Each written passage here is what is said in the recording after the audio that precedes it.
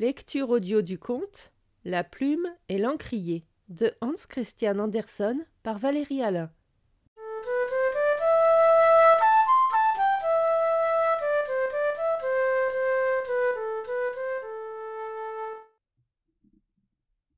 On disait dans le cabinet d'un poète, en regardant l'encrier qui était sur la table, « C'est curieux, tout ce qui peut sortir de cet encrier-là.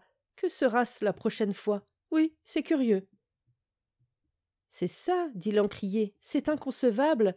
C'est ce que je dis toujours, dit-il à la plume d'oie et à tout ce qui pouvait l'entendre sur la table. C'est curieux tout ce qui peut venir de moi. Oui, c'est presque incroyable. Et je ne sais vraiment pas moi-même ce que sera la prochaine fois, quand l'écrivain va se mettre à puiser en moi. Une goutte de moi suffit pour une demi-page de papier. Et que ne peut-il y avoir sur elle? Je suis un objet très remarquable. C'est de moi que proviennent toutes les œuvres de l'écrivain. Ces êtres vivants que les gens croient connaître, ces sentiments intimes, cette bonne humeur, ces charmantes descriptions de la nature, je ne le comprends pas moi-même, car je ne connais pas la nature. Mais enfin, c'est en moi. C'est de moi que partent et sortent ces légions de délicieuses jeunes filles si légères qu'elles semblent planer, de hardis chevaliers montés sur des coursiers écumants, Pierre Dover et Kirsten Kimmer. Oui, est-ce que je sais? Je vous assure, tout cela vient sans que j'y pense. Vous avez raison, dit la plume d'oie. Vous ne pensez pas du tout, car si vous pensiez, vous comprendriez que vous donnez seulement le liquide. Vous mouillez en sorte que je peux m'exprimer et rendre sensible sur le papier ce que j'ai en moi, ce que je couche sur le papier. C'est la plume qui écrit.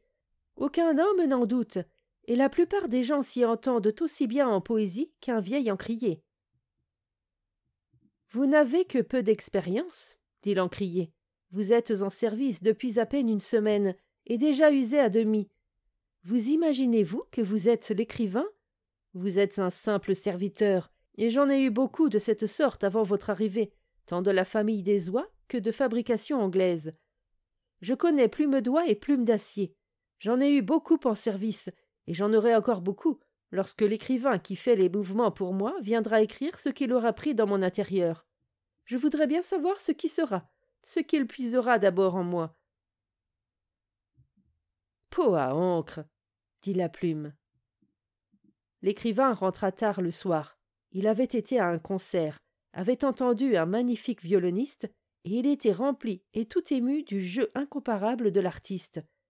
Quel prodigieux flot d'harmonie il avait fait jaillir de l'instrument, qui résonnait tantôt comme des gouttes d'eau qui perlent une à une, tantôt comme un chœur d'oiseaux gazouillant, ou comme l'orage grondant à travers une forêt de pins.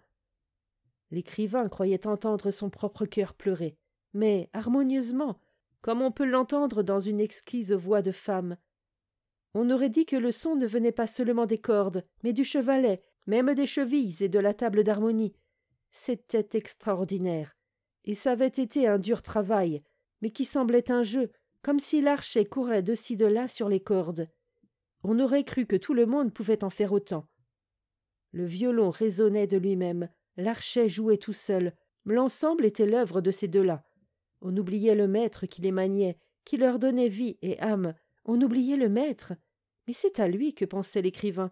Il le nomma, et il écrivit ce qu'il pensait à ce sujet. Quelle absurdité si l'archet et le violon voulaient s'enorgueillir de leurs harmonies. Et c'est ce que nous faisons souvent, nous autres hommes, le poète, l'artiste, l'inventeur dans les sciences, le chef d'armée, nous nous enorgueillissons. Et nous ne sommes tous, pourtant, que les instruments sur lesquels joue notre Seigneur. À lui seul l'honneur. Il n'y a pas de quoi nous enorgueillir. Oui, le poète écrivit cela. Il l'écrivit sous la forme d'une parabole qu'il appela « Le maître et les instruments ». « Vous avez eu votre paquet, monsieur ?» dit la plume à l'encrier lorsqu'ils furent de nouveau seuls. « Vous avez dû l'entendre lire à haute voix ce que j'avais écrit ?»« Oui, ce que je vous ai donné à écrire, » dit l'encrier. « C'était un brocart à votre adresse à cause de votre orgueil. Dire que vous ne pouvez même pas comprendre que l'on se moque de vous. Je vous ai envoyé un brocart qui venait tout droit de mon intérieur. Je dois tout de même connaître ma propre malice. »« Peau à encre, dit la plume. Baguette à écrire, dit l'encrier. Et tous deux étaient convaincus qu'ils avaient bien répondu. Et c'est une agréable conviction de savoir que l'on a bien répondu. On peut s'endormir là-dessus. Et ils s'endormirent. Mais l'écrivain ne dormit pas. Ses pensées jaillissaient comme les accords jaillissaient du violon, roulant comme des perles, mugissant comme l'orage dans la forêt. Il sentit que cela venait de son propre cœur. Il perçut la lueur du Maître éternel. À lui seul l'honneur.